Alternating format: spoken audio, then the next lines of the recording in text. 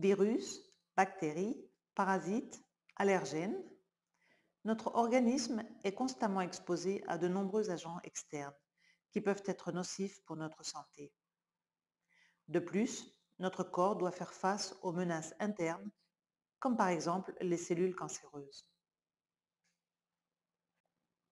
Cependant, tous ces facteurs potentiels de maladie ne pourront pas nous atteindre si nous possédons un système immunitaire renforcé et fonctionnant correctement. Le système immunitaire nous protège contre toutes ces attaques et nous maintient en bonne santé. Néanmoins, d'autres facteurs comme le stress, le manque de sommeil, la pollution ou une mauvaise alimentation peuvent modifier ou affaiblir notre système immunitaire, favorisant l'apparition de différentes maladies. C'est là qu'intervient la micro-immunothérapie. La micro-immunothérapie est un traitement complémentaire dont l'objectif principal est de soutenir et rééquilibrer le système immunitaire afin qu'il puisse développer son potentiel. La microimmunothérapie peut être appliquée dans différentes maladies dans lesquelles est impliqué le système immunitaire. En particulier, les patients souffrant de maladies virales aiguës telles que la mononucléose infectieuse, l'herpès simplex de type 1 et 2, la varicelle et le zona peuvent bénéficier d'un traitement de microimmunothérapie. Dans ces cas, la microimmunothérapie soutient la lutte antivirale et aide à prévenir les rechutes. D'autres pathologies virales, telles que l'infection par cytomégalovirus, les verrues communes, les condylomes et les affections dues au papillomavirus, peuvent être traitées par la microimmunothérapie.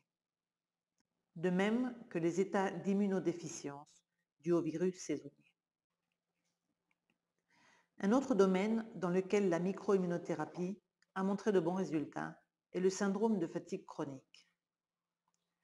Dans le cas d'un virus pathogène accompagnant le cadre clinique, la microimmunothérapie peut contrecarrer l'action du pathogène en améliorant la qualité de vie des patients. De plus, la microimmunothérapie peut aussi traiter des situations cliniques associées au stress.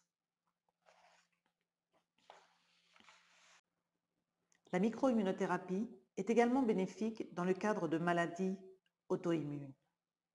Il s'agit de pathologies telles que l'arthrite, le lupus ou la maladie de Crohn, dans lesquelles le système immunitaire s'attaque par erreur à ses propres cellules, tissus ou organes.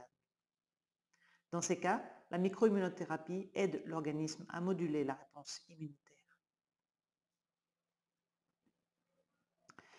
Dans le domaine de l'oncologie, la microimmunothérapie complète les traitements conventionnels, comme la chimiothérapie et la radiothérapie, en aidant à réduire les effets nocifs de ces thérapies et en renforçant le système immunitaire.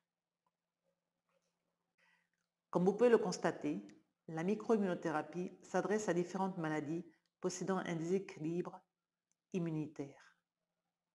Quels sont ces avantages? En premier lieu, il s'agit d'une thérapie en harmonie avec les mécanismes naturels de l'organisme.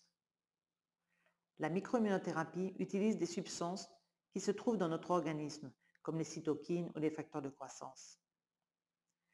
Ces substances sont obtenues par synthèse en laboratoire. Par conséquent, la microimmunothérapie parle le même langage que le système immunitaire, tout en améliorant les défenses naturelles de l'organisme, ainsi que la qualité de vie des patients.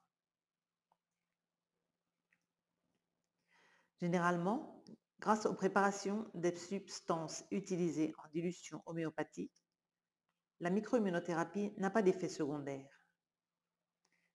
Il s'agit d'une thérapie non agressive qui respecte l'organisme et de ce fait, elle peut être appliquée aux adultes, mais également aux enfants.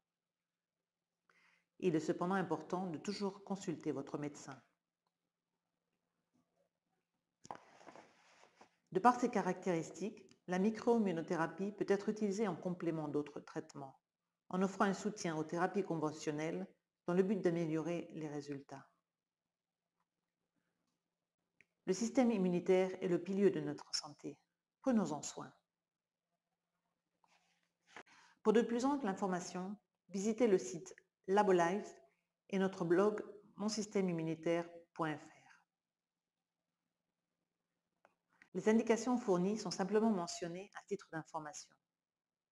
Dans tous les cas, nous vous recommandons de consulter votre médecin ou pharmacien afin qu'il vous indique le traitement et la posologie les plus appropriés à chaque situation.